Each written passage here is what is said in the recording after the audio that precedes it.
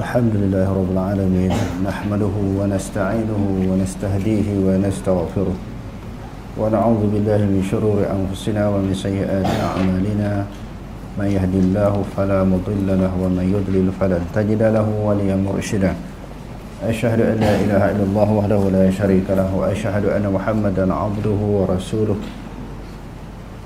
اللهم صل وسلم وبارك على محمد وعلى آله وأصحابه أجمعين اللهم رب اشرح لي صدري ويسر لي أمري واحلل عقدة من لساني يفقهوا قولي ولا حول ولا قوة إلا بالله العلي العظيم اللهم لا سهل إلا ما جعلته سهلا وأنت تجعل الحزن إن شئت سهلا ربي يسر ولا تعسر وأتمم بالخير أما بعد.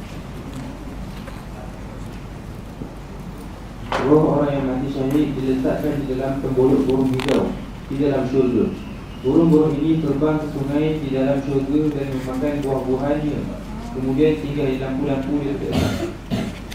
Dalam hadis Ibn Abbas radhiyallahu anhu dijelaskan, Rasulullah sallallahu alaihi wasallam bersabda, "Ma usiba ikhwanukum bi uhudin ja'alallahu arwahum fi jawfi tayrin khudrin turidu anha wal jannah ta'kulu min thimariha wa ta'wi ila qanadila min dhahabin mu'allaqah في ظل العرش فلما وجدوا طيب مأكلهم ومشربهم ومقيلهم قالوا من يبلغ إخواننا عنا أن أحياء في الجنة نرزق لئلا يذهلوا في الجهاد ولا ينكلوا عند الحرب فقال الله سبحانه أنا أبلغهم عنكم قال فأنزل الله ولا تحسبن الذين قتلوا في سبيل الله ما أصيب إخوانكم بأحد.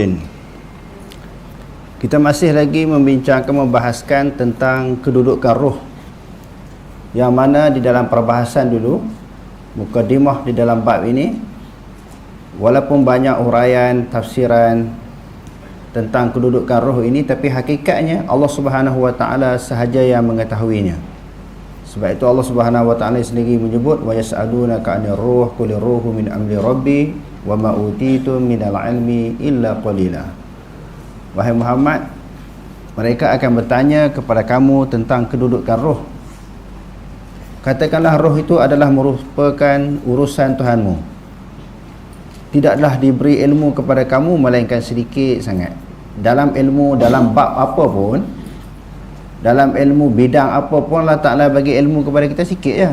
Apatah lagi melibatkan maklumat tentang perkara-perkara yang gaib, lagi sedikit. Sekadar apa yang diberitahu oleh Allah Ta'ala.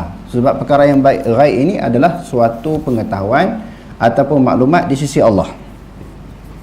Jadi di dalam hadis ini disebut sesuatu yang menimpa saudara-saudara kamu di dalam peperangan Uhud. Maknanya saudara-saudara kamu, sahabat-sahabat kamu. Nabi beritahu sahabat yang masih hidup ni. Nabi beritahu kepada para sahabat yang masih hidup tentang sahabat mereka yang telah terbunuh, terkorban, syahid di dalam peperangan Uhud. Telah menjadikan oleh Allah Subhanahu wa taala, ja'alallahu arwahahum, telah menjadikan oleh Allah Ta'ala akan roh-roh mereka fi jawfi tayri khudrin, mereka berada di dalam tembolok burung yang hijau. Tembolok ni apa? Kalau manusia tempat isi makanannya adalah perut. Kalau binatang seperti burung, kita kata burung ataupun ayam, itik, disimpan di mana? Tembolok dia. Burung ni dia ada tempat simpanan makanan dia, tembolok. Taridu anharul jannati, mereka pun datanglah kepada sungai-sungai di dalam syurga. Banyak sangat ayat Quran dan juga hadis-hadis Nabi menceritakan bahawa di dalam syurga ini banyak sungai. Sebab itu disebut tajri min tahtihal anhar, syurga yang mengalir di bawahnya sungai-sungai. Jadi roh yang mati syahid ini Allah Ta'ala jadikan dia masuk dalam tembolok burung hijau dan dia pergi ke sungai-sungai dalam syurga. Lepas tu ta'kul min samariha, jadi dia makanlah daripada buah-buahan syurga. Wa ta'wi ila qanadil, dan dia hinggaplah. Jadi roh duduk di dalam tembolok tu. Burung tu hinggaplah di lampu-lampu min zahabin yang dibuat daripada emas, mu'allaqatin yang digantung, fi zillil arsy, di bawah naungan arsy. Itu disebut di dalam hadis ini, di bawah naungan arsy, di bawah arsy. Falamma wajadu tiba ma'kilihim, falamma wajadu tiba ma'kalihim, apabila mereka, roh orang yang mati syahid tadi, yang duduk dalam tumbuluk burung hijau tadi, mereka rasa kesedapan makanan-makanan syurga, wa masyrabihim, dan juga minuman-minuman syurga, wa maqilihim, dan juga tempat rehat mereka. Maknanya duduk selesa lah, makan minum lazat, tempat rehat pun selesa, maknanya seronok lah dengan nikmat yang Allah Subhanahu wa taala bagi kepada mereka. Bal ahya'un 'inda rabbihim yurzaqun, kan disebut dalam Quran kan, bahkan mereka hidup di sisi Tuhan mereka, maknanya hidup. Di sisi kita, kita kata mati, mereka diberi rezeki. Jadi itu ayat Quran disokong dengan hadis ini pula, bahawa memang makan minum yang lazat, duduk tempat yang selesa. Bila mereka rasa macam tu, seronoklah duduk dalam syurga ni, dengan suasana-suasana, keadaan-keadaan yang kita sebutkan tadi, makan minum sedap, tempat rehat yang selesa. Qalu man yuballighu ikhwanana anna, siapa nak bagi tahu kepada saudara-saudara kita tentang kita ni, saudara kita hak masih hidup, hak sedang berjuang tu, hak tak mati syahid lagi tu. Allah Ta'ala sebut dalam ayat yang lain, wa minhum man qada nahbahu wa minhum man yantazir wa ma baddalu tabdila. Sebahagiannya telah menunaikan janji kepada Allah, Allah Ta'ala rezekikan syahid. Sebahagiannya sedang menunggu-nunggu syahid, dan mereka tidak ubah janji mereka kepada Allah. Jadi hak tak mati lagi ni, siapa nak beritahu kat demo ni, hak duduk atas dunia ni, hak sedang berperang, sedang berjihad, berjuang menegakkan agama Allah Ta'ala, tentang nikmat yang kita perolehi di dalam kubur. Seronok sangat, supaya bagi semangat kepada orang yang masih hidup, yang tak mati lagi. Anna ahya'un fil jannah, sesungguhnya kita ni hidup dalam syurga. Kita ni bukan mati. Bila dah mati di sisi manusia, bila dah dikuburkan, kita ni hidup di dalam syurga yang penuh dengan kenikmatan. Nurzaku, kita ni diberi rezeki. Li'alla yazhadu fil jihad, supaya mereka tidak meninggalkan jihad. Jihad ni perik, lelah, letih, susah, sengsara, supaya semangat mereka tidak luntur di dalam perjuangan. Siapa nak beritahu ni? Kalau mereka tahu, mereka lebih bersemangat. Maknanya kalau sahabat-sahabat kita, saudara-saudara kita mengetahui tentang maklumat apa yang kita perolehi, mereka bertambah semangat. Siapa yang nak beritahu ni? Demo nak bincang sama-sama, demo lah di alam roh sana, di alam barzakh.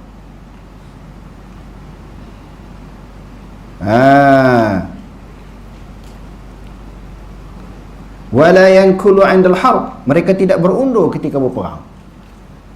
Terus bersemangat dan tak berundur. Kalau tak tahu maklumat ni, takut mereka rasa lemah semangat.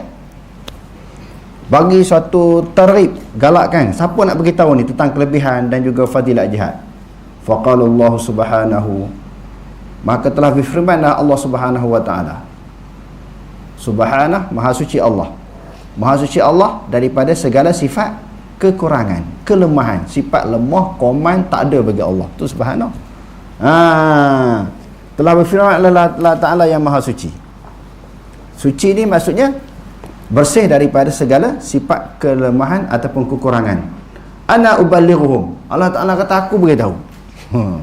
Aku beritahu, tak payah orang lain beritahu. Aku beritahu angkum tentang kamu. Qala, lalu Nabi SAW bersabda, fa anzalallah, maka Allah Subhanahu wa taala pun menurunkan ayat ini. Wala tahsabanna alladhina qutilu fi sabilillahi amwata bal ahya'un 'inda rabbihim yurzaqun. Janganlah sekali-kali kamu menyangka orang yang terbunuh pada jalan Allah Taala itu mati, bahkan mereka hidup dan diberi rezeki di sisi Allah. Jadi itu dipanggil sababun nuzul. Sebab turunnya ayat ini rupanya ada cerita rupanya. Sahabat-sahabat daripada di dalam alam roh sana duk bersembang, berbincang, muzakarah sesama demo ni, siapa nak beritahu tentang kelebihan fadilat yang kita perolehi dalam kubur. Lalu Allah Ta'ala turunkan ayat ini. Jadi bab yang kedua ini tentang bila melibatkan roh para nabi, ada keadaan suasana dia bila dia mati. Disebut dalam hadis juga. Roh orang beriman macam ni, roh orang kafir macam ni, roh orang syahid macam mana yang kita baca dalam hadis tadi. Maknanya kehidupan kita atas dunia ni, bagi kita sebagai orang beriman tidak terhenti dengan kematian. Dia ada lagi beberapa alam lagi, alam kubur yang disebut sebagai alam barzakh, alam akhirat. Orang duk kata tamatlah riwayat hidup dia. Riwayat hidup tu betul lah, seseorang yang telah meninggal dunia kan. Riwayat hidup dia matilah, tetapi perjalanan dia sampai kepada destinasi yang sangat jauh di akhirat itu belum habis lagi, tak terhenti setakat dengan kematian. Inilah suasana kedudukan roh orang-orang yang mati bila mereka dikebumikan di dalam kubur. Bagaimana kedudukan keadaan roh mereka bagi kedudukan orang yang memperolehi syahid. Okey, terus C. Roh orang yang mati syahid juga tidak digunakan soal kubur sebagaimana yang dijelaskan sebelum ini. Semua orang mati kena tanya, tapi orang mati syahid Allah Ta'ala kecualikan. Bila tanya ni diikuti dengan azab, dengan siksaan kalau dia tak boleh jawab. Kalau orang beriman, sebagaimana hadis yang diriwayatkan oleh Imam Bukhari, Imam Muslim, Allah Ta'ala yang malaikat kata bila dia dijawab, madza taqulu fi hadzal rajul, apa yang kamu nak katakan tentang lelaki ini yang orang sebut sebagai Nabi? Dia kata memang kami beriman dengannya, kami membenarkan, kami percaya dan kami beriman dengannya. Lalu malaikat kata nim au nam salihan, tidurlah sebagaimana tidur orang yang baik-baik. Maknanya dia lepas jawab. Kalau tak lepas jawab, maka akan diazab sehinggalah kiamat. Jadi roh orang yang mati syahid ni tidak akan ditanya oleh Allah Subhanahu Wa Taala. Ini di antara kelebihan dan keistimewaan. Selain daripada nikmat-nikmat yang begitu banyak yang diperolehi di dalam kubur, roh mereka tidak ditanya. Okey, terus. Dalam hadis riwayat Rashid bin As'ad radhiyallahu anhu dijelaskan, anna rajulan qala ya Rasulullah, ma balul mu'minina yuftanuna fi quburihim illa syahid. Qala kata bibariqati suyufi ala ra'sihi fitnatan. Maksudnya, seseorang sahabat pernah bertanya Rasulullah SAW, wahai Rasulullah, apakah halnya orang-orang beriman itu diuji di dalam kuburnya, melainkan orang yang mati syahid? Rasulullah SAW bersabda, cukuplah usulnya kilauan pedang di atas kepalanya sebagai ujian. Jadi pertanyaan itu merupakan suatu kesusahan, penderitaan kepada si mati, sebab belum tentu dia boleh jawab. Jadi tanya itu menyebabkan satu kesusahan, satu penderitaan, suatu musibah bagi mereka. Jadi bagaimana kedudukan orang yang mati syahid ini? Rasulullah SAW menjawab, tak perlu ditanya lagi, kerana mereka telah susah, mereka telah takut apabila mereka melihat kilauan pedang. Dia kata illa syai' qala kafa memadai bibariqatis suyufi, dengan kilauan pedang ala ra'sihi fitnatan, di atas kepala mereka suatu ujian, suatu fitnah. Mereka tengok kilauan pedang duk layang atas kepala tu sebelum kena atas tengkok. Maknanya sebelum mati tu bukan terus cantah-cantah ataupun panah tombak terus kena. Kadang-kadang tak kena lagi, beberapa kali baru kena. Sebab orang yang terlibat di dalam peperangan ni, mereka ada training dulu, ada latihan, ada tadrib. Bukan kata pergi-pergi terus kena. Jadi sebelum kena tu tengok kilauan pedang, nampak anak panah tu duk lalu atas kepala, lalu kat telinga tu. Jadi masa tu, saat macam tu, takut ke seronok tu? Suasana yang takut, yang menggerunkan. Duk takut hari-hari ni, setiap detik, setiap ketika terlibat saja dalam medan perang, masa tu mari takut. Dan Allah Subhanahu Wa Taala sebut tentang persiapan ini, turhibu nabihi aduwallahi wa aduwakum. Menakutkan. Perang tu memang takut. Siapa berani? Hak nak mati pun takut. Sebab Allah Ta'ala jadikan manusia, Allah Ta'ala jadikan hati yang ada dalam diri manusia. Hati itu tempat tumpahnya perasaan. Berani, seronok, takut, sedih, duduk dalam hati. Berani macam mana pun, dia akan rasa takut. Allah Ta'ala sebut dalam Quran, dalam ayat yang kita bacakan tadi, wa'idu lahum mastata'tum min quwwah wa min ribatil khayli turhibuna bihi aduwallahi wa aduwakum wa akharina min dunihim. Tujuan buat latihan itu menakutkan. Belajar memanah, pedang, tombak, lembing dan sebagainya, nak menakutkan. Bila kita nak menakutkan orang mempunyai kemahiran yang sama, kita pula jadi takut. Kita belajar tu untuk menakutkan pihak musuh kan. Orang belajar senjata dan sebagainya, orang duk training buat tadrib latihan tu nak menakutkan pihak musuh. Kalau pihak musuh mempunyai kemahiran yang sama, kita takut tak? Bukan nak pergi perang tu jadi kosong. Orang kafir ni pun latihan mereka pun lebih kuat lagi, lebih dahsyat lagi. Kita pun mari takut. Jadi Nabi kata, dengan kilauan mata pedang itu sudah menakutkan mereka, sudah menakutkan orang yang mati syahid sebelum mereka mati syahid. Gerun, pucat. Jadi tak perlulah tapi nak kena jawab kubur pula. Dalam kubur tak perlu dah. Dia mau duduk atas dunia pun dah teruk, dah sengsara. Padan lah. Jadi tengok Allah Subhanahu Wa Ta'ala Maha Pengasih, Maha Penyayang. Hak dah susah atas dunia, hak dalam kubur ni diringankan, dieratkan, diringankan. Hak senang atas dunia tak pernah susah, hak dalam kubur dibimbangi akan jadi susah dalam kubur. Di akhirat pun dibimbangi akan jadi susah di akhirat, sebab atas dunia tak pernah susah kerana Allah, tak pernah susah kerana Islam, tak pernah susah kerana agama, tak pernah susah kerana ajaran Nabi, tak pernah susah. Kita dibimbangi, kita susah dalam kubur, susah di akhirat. Jadi golongan yang mati syahid ni pernah dah menderita sengsara susah di atas dunia, padan dah Allah Ta'ala. Nabi kata, Nabi kata padan. Jadi tak perlu ditanya lagi ketika mereka berada di dalam kubur. Okey, terus hubungan roh si mati dengan jasad di dalam kubur. Pada hakikat yang sebenarnya tidak ada sesiapa yang mengetahui tentang hakikat roh yang sebenar. Hanyalah Allah Subhanahu Wa Ta'ala sahaja yang mengetahuinya. Manusia mengetahui tentang roh setakat yang diberitahu oleh Allah Subhanahu Wa Ta'ala sahaja. Setakat tu je. Lebih daripada tu kita tak tahu. Sebab Nabi pun tak hurai, sebab melibatkan perkara gaib. Okey, terus roh merupakan jisim rohani tinggi yang halus yang tidak dapat dilihat oleh mata kasar manusia. Ia mengalir dalam badan manusia tidak ubah seperti air mengalir dalam tubuh-tubuhan hijau atau minyak di dalam buah zaitun. Setelah selesai urusan soal atau fitnah kubur, seseorang akan mendapat keputusan tentang kedudukannya di dalam kubur, sama ada mendapat nikmat atau kecelakaan. Roh orang-orang yang beriman disimpan di tempat rahmat, manakala roh yang jahat disimpan di tempat azab, sehingga nanti bermasa Allah memerintahkan roh kembali kepada jasadnya. Sama ada roh itu disimpan di tempat orang-orang yang menjadi pilihan Allah atau dalam kalangan orang-orang yang jahat, ia tetap mempunyai hubungan secara langsung dengan jasadnya yang bersemadi di dalam kubur. Hubungan ini sama ada berbentuk nikmat ataupun berbentuk azab. Sabit dalam hadis yang sahih, orang yang mati mengetahui orang yang menjadi kuburnya. Antara hadis Ibn Abbas radhiyallahu anhu yang menjelaskan, Rasulullah sallallahu alaihi wasallam bersabda, "Ma min rajulin yamurru bi qabri akhihi kana ya'rifuhu bid dunya, fa yusallimu alaihi illa raddallahu alaihi ruhahu hatta yarudda alaihi salam." Maksudnya yuradda alaihi salam. Tidak daripada seseorang lelaki. Mana-mana orang daripada lelaki. Bila sebut lelaki ni, kalau dalam hadis dia termasuk perempuan. Kalau sebut perempuan, lelaki tak masuk.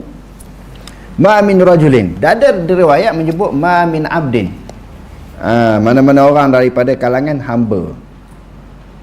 Yamurru bi qabri akhih, dia melalui di kubur saudaranya. Dalam riwayat yang lain pula, akhihi bi qabri rajuli. Didatangkan dengan makrifah di situ. Maknanya rajuli di sini lelaki yang seagama dengan dia. Sebab innamal mu'minuna ikhwatun. Setiap orang yang beriman itu adalah bersaudara. Okey, ada riwayat disebut rajulin min abdin, ada riwayat akhihi maknanya ar-rajuli. Kana ya'rifuhu fid dunya.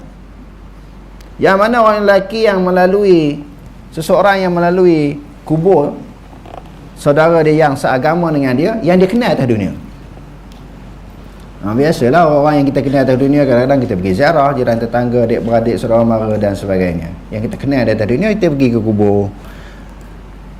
fayusallimu alaihi, maka seseorang lelaki ataupun hamba dia bagi salam kepada saudaranya. Hak duduk dalam kubur itu, illa raddallahu alaihi ruhahu, Allah Ta'ala mengembalikan balik ruh orang yang mati tu ke kubur dia, hatta yuradda alaihi salam, sehingga dia memberi salam. Maknanya dia jawab balik, dia kata atas orang bagi itu, sehinggalah yuradda, maknanya dibalas atasnya assalamu akan salam, dibalas atasnya, atas lelaki yang duduk atas kubur tadi, saudara dia yang bagi salam ataupun hamba yang bagi salam kepada si mati itu tadi. Maka dia jawab. Sebab tu kita tengok macam mana anehnya, hebatnya, kalau kita nak bedah siasat, nak teliti, tak faham macam mana kubur tu, roh dia tu datang balik ke kubur orang yang mati tu. Sedangkan bila kita mati, manusia mati diletakkan satu kumpulan yang dihimpunkan roh orang beriman di satu tempat, roh orang kafir di satu tempat. Macam mana Allah Ta'ala kembalikan balik? Itu semua maklumat yang hanya diketahui oleh Allah Subhanahu Wa Ta'ala. Sebab itu di dalam hadis-hadis yang lain pun memang kita diajar oleh Nabi SAW, bila pergi kubur kita baca Assalamualaikum ya ahlal diyar, ataupun Assalamualaikum ya ahlal kubur, min jami'il mu'minina wal mu'minat, wa inna insya'allahu bikum lahiqun. Kubur siapa-siapa pun kita pergi, sunat kita bagi salam, sama ada orang yang kita kenal ataupun kita tak kenal. Kalau tak kenal pun dia jawab balik, apatah lagi yang kita kenal dia di atas dunia, dia pun akan jawab balik sebagaimana keizinan yang datang daripada Allah Ta'ala untuk roh dia jawab salam orang yang bagi salam kepada dia. Cuma kita tak dengar lah, tapi mujurlah Allah Subhanahu Wa Ta'ala bagi tak dengar. Kalau kita dengar, dia jawab balik, memang tak pergi dah sekali itu. Jadi Allah Ta'ala tahu kita ni berani ke penakutnya. Sedangkan orang yang dah mati tu bukan boleh bangun balik. Kalau dia jawab pun dengar suara dia tak boleh hidup balik. Yang perlu kita takut kepada siapa? Orang yang hidup. Kita ni jadi terbalik. Dengan orang hidup kita tak takut. Orang yang hidup ini, dia boleh memperapa-apakan kita, melakukan jenayah, kejahatan, kezaliman kepada kita. Ada tak orang mati cedera dipukul oleh orang yang mati? Seseorang mati kerana dipukul oleh orang yang mati.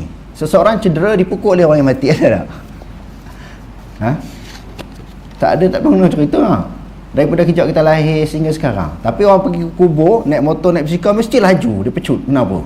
Lalu ke orang, slow dia jalan. Lalu dekat kubur, mesti dia laju. Kenapa? Jadi terbalik tak? Jadi takut. Itulah perasaan manusia. Sedangkan orang mati bukan dia buat apa dah kepada orang yang hidup. Okey, terus. Perkara ini bukan satu perkara yang pelik dan ganjil, kerana hari ini Allah Subhanahu Wa Ta'ala mengurniakan kemampuan kepada manusia di dalam dunia ini dengan alat-alat perhubungan cepat seperti wireless, pemancar radio dan TV yang dapat menghantar maklumat dengan cepat. Sehubungan dengan itu, perkara yang menghubungkan roh dengan jasad ini adalah sesuatu yang terlalu mudah bagi Allah Subhanahu Wa Ta'ala. Sehubungan dengan itu adalah tidak benar tanggapan ahli falsafah dan orang-orang Nasrani yang menganggapkan nikmat syurga itu berlaku dari segi roh semata-mata dan terpisah sama sekali dengan jasad. Pendapat sebegini adalah jelas sekali kebatilannya bagi orang yang mengenal Allah dan beriman dengan Rasulnya, kerana hujah yang dikemukakan oleh ahli falsafah Nasrani itu hanyalah berpandukan akal semata-mata yang sudah tentu banyak mengalami kelemahan. Zahir Al-Quran menunjukkan roh dipegang di sisi Allah Subhanahu Wa Ta'ala, dan Allah kurniakan kepadanya nikmat atau azab menurut kehendaknya. Hal ini sesuai dengan firman Allah Subhanahu Wa Ta'ala. Jadi roh-roh manusia ni semua Allah Ta'ala pegang. Allah Ta'ala pegang, dia tahan. Hak dia nak bagi hidup, dia lepas balik. Hak dia nak bagi mati, dia tahan. Tak masuk balik ke jasad. Mana manusia tu mati lah. Sebagaimana ayat yang kita baca di bawah ni. Okey, terus. Allah yatawaffal anfusa hina mautiha wallati lam tamut fi manamiha فيمسك التي قضى عليها الموت ويرسل الأخرى إلى أجل مسمى إن في ذلك لآيات لقوم يتفكرون. Allah lah yang telah mewafatkan sentiasa mewafatkan. Mewafatkan maknanya mematikan akan jiwa-jiwa manusia ataupun diri-diri manusia. Nafsun, nafsani, anfus. Jamak apa tu? Allah sentiasa mematikan jiwa-jiwa manusia ataupun diri-diri manusia. Haina mautiha, ketika dia mati, Allah Ta'ala yang matikan. Jadi kalau kita tengok tafsiran huraian para ulama tafsir, sebenarnya yang memati, yang tarik roh manusia ni siapa dia? Bukan malaikat maut lah. Malaikat maut kan. Tapi kenapa diidafatkan kepada diri Allah Ta'ala? Idafat li tasyrih, memuliakan, menunjukkan Allah Ta'ala tu hebat. Sedangkan dia wakil kepada malaikat maut, tarik nyawa manusia ni. Nampak? Maknanya ketika nak mati tu Allah Ta'ala tarik nyawa. Dan wallati lam tamut fi manabiha, nyawa orang yang mati sebelum dia tidur, Allah Ta'ala pegang. Dan nyawa orang yang tidur pun Allah Ta'ala pegang. Fayumsik allati qada 'alaiha, maka Allah Ta'ala memegang roh yang Allah Ta'ala tetap atasnya kematian, atasnya roh al-mauta, kematian. Maknanya atas orang yang mati tu tadi ketika tidur, Allah Ta'ala pegang nyawa dia. Hak mati di luar daripada tidur pun Allah Ta'ala pegang. Wa yursilul ukhra, maka kalau dia tak mati dalam tidur, ada hak mati Allah Ta'ala pegang, tak masuk balik dalam jasad dia. Dan ada yang tak mati dalam tidur, Allah Ta'ala lepas balik roh dia. Ada hak mati dalam tidur, Allah Ta'ala tahan. Pegang ni maknanya tahan nyawa dia, suruh malaikat maut tarik, mati. Dia mati dalam keadaan tidur. Ada juga orang yang mati dalam keadaan tidur kan. Tidur tu tidur dengan ayat tu ya. Gerak-gerak pagi besok mati, tak menyawa lagi. Banyak juga orang jadi macam tu. Sebab dalam Quran dah bagi gambaran, ada orang di kalangan manusia mati dalam tidur. Dia dia kena serangan jantung ke, sakit ni, itu asbab dia panggil. Hakikatnya Allah Ta'ala nak mematikan dia dalam tidur. Ada pun orang yang tidur yang tak ditakdirkan, tak ditetapkan, tak ditentukan dia mati dalam tidur. Wa yursilul ukhra ila ajalin musamma, Allah Ta'ala lepas balik roh dia. Lepas yang lain, Allah Ta'ala lepaskan roh yang lain yang tak mati dalam tidur tadi, ila ajalin musamma, kepada suatu ajal. Ajal ni tempoh ataupun ketetapan, masa musamma yang telah ditetapkan. Okey, masa dia tidur tak mati malam ni, mungkin malam esok ataupun malam-malam berikutnya, ataupun dia mati bukan ketika tidur. Dia mati bukan ketika tidur. Maknanya sama ada ketika tidur ataupun selepas daripada tidur. Inna fi dzalika laayatin, sesungguhnya pada demikian itu adalah tanda-tanda. Ayat maknanya tanda-tanda kebesaran Allah, kekuasaan Allah. Boleh ambil nyawa orang dalam tidur, boleh ambil nyawa orang di luar tidur. Inna fi dia kata inna fi dzalika laayatin, sesungguhnya pada yang demikian itu adalah merupakan tanda-tanda kebesaran Allah, liqaumin yatafakkarun, bagi kaum, bagi orang, bagi manusia yang sentiasa berfikir. Allah Ta'ala sebut ni dalam bentuk fi'il mudhari', yatafakkaru, sentiasa berfikir. Kita orang Islam ni bukan sekali dua saja kena berfikir, sentiasa berfikir tentang kebesaran Allah, sentiasa fikir. Bila berfikir tu baru nampak Allah Ta'ala tu hebat, Allah Ta'ala tu berkuasa. Jadi kalau tak fikir tu secara kebetulan ya, kadang-kadang dengar cerita orang mati dalam tidur, biasa dah buat macam mana, itu dah takdir dia mati dalam tidur. Mati pula di luar daripada tidur, aksiden apa semua kan, serangan jantung, sakit dan sebagainya, buat macam mana, itu dah tetap dah kedudukan dia sampai masa dia mati, tak dapat apa. Kalau dia tak fikir, dipegang, itu maknanya suatu takdir. Kita orang Islam bukan nak fikir tentang takdir itu sahaja, sebab-sebab berlakunya takdir. Takdir memang urusan Allah Ta'ala yang menentukan. Kedudukan nyawa manusia panjang pendek, bila mati, semua Allah Ta'ala tentukan. Tetapi bila kita fikir balik, tengah mati boleh Allah Ta'ala tarik nyawa seseorang. Luar dari tengah tidur Allah Ta'ala boleh tarik. Luar daripada tidur, di mana saja Allah Ta'ala boleh tarik. Bila sentiasa berfikir, kita akan membawa kepada suatu persiapan. Sebab nak mati selalu kita sebut, tak semestinya syarat mati orang tua. Syarat mati tak semestinya dia sakit. Ada orang sihat pun mati. Dan yang ketiga, nak mati ini tak semesti syaratnya mesti sedang bersedia ataupun telah bersedia. Sedang bersedia macam mana? Duk pegang tasbih ya, zikir, contoh kan, baca Quran, sembahyang, selawat, sentiasa bersedia. Itu bukan syarat. Lepas tu baru dia mati. Tak, kadang-kadang tengah kita lalai, leka, lara, masa tu pun Allah Ta'ala boleh tarik nyawa. Sentiasa berfikir. Dia kata itu menjadi tanda-tanda kekuasaan Allah bagi orang yang sentiasa berfikir. Bila dia berfikir itu, dia akan sentiasa melakukan persiapan berhadapan sebelum berhadapan dengan kematian. Okey, terus. Dalam hadis yang sahih terdapat penjelasan yang menyatakan roh dikembalikan kepada jasadnya setelah dikebumikan untuk sesi soal jawab malaikat Munkar dan Nakir. Ia juga dikembalikan kepada jasadnya ketika mana jasad tersebut diberi salam oleh seseorang.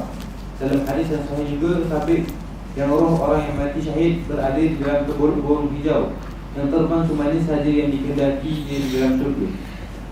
Pertemuan sesama roh orang yang telah mati. Ini satu keadaan lagi,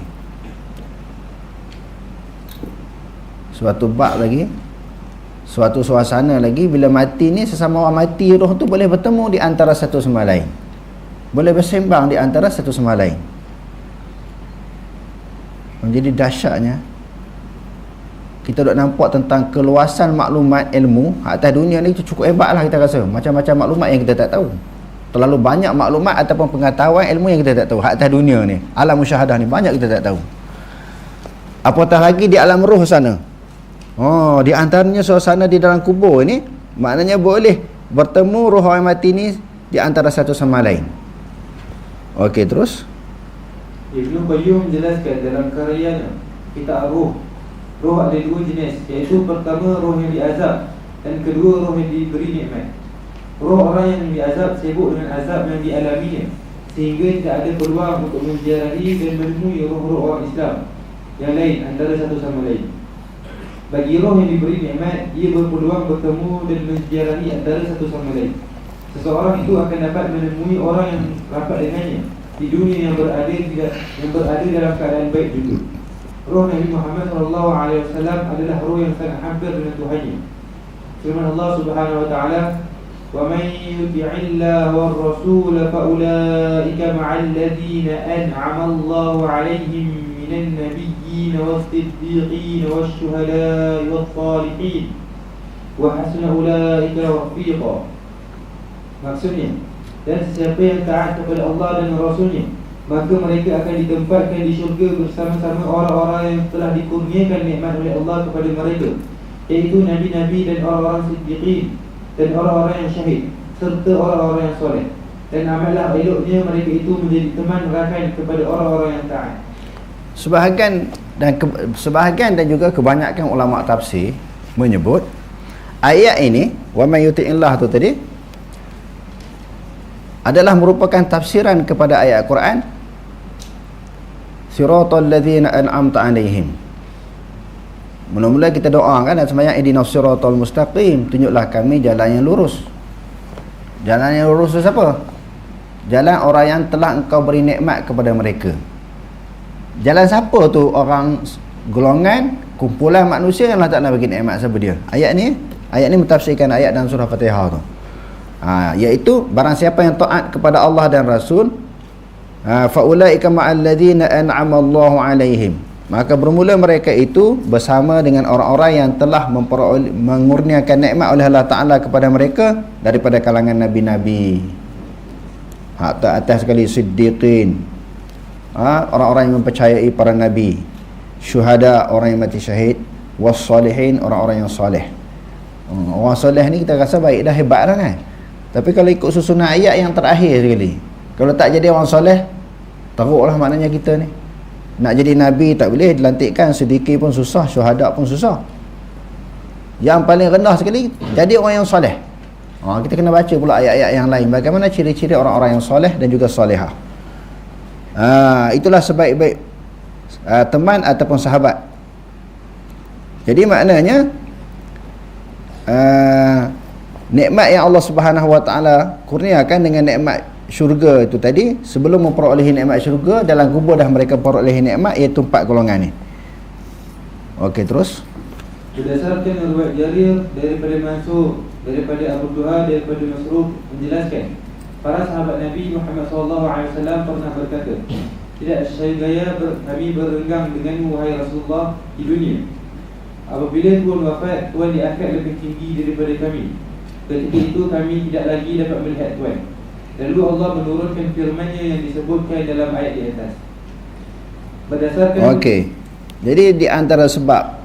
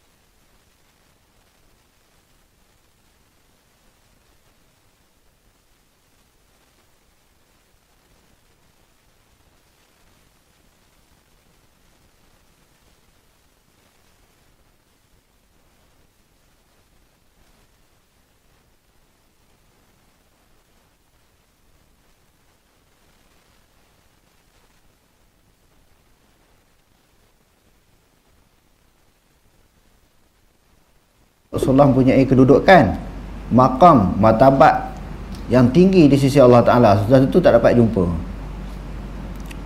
Suara tak ada, adik? Terpotong sekarang? Sekejap lah. Jadi turunnya ayat ini, sebab turunnya ayat ini, sahabat susah hati lah pergi ngadu Rasulullah dalam keadaan menangis, sedih. Rasulullah kata apa yalah, atas dunia pun kami tak sanggup berpisah dengan kamu. Berpisah pun kami sedih, sementara pun kami sedih. Apatah lagi di akhirat besok, sudah tentu kamu akan berpisah dengan kami. Sebab kedudukan kamu ni lebih tinggi, lebih mulia daripada kami. Rasulullah kata, turunnya ayat ini siapa yang taat kepada Allah dan Rasul. Jadi jelas siapa yang taat kepada Allah dan Rasul, mereka bersama dengan para Nabi. Kalau kamu taat kepada Allah dan Rasul, bersama dengan aku. Nak susah hati apa? Tapi syaratnya kena taat kepada Allah, taat kepada Rasul. Apa yang disuruh oleh Allah dan Rasul dipatuhi. Bersama dengan Nabi, Siddiqin, Syuhada' wa Salihin. Mereka itulah sebaik-baik teman.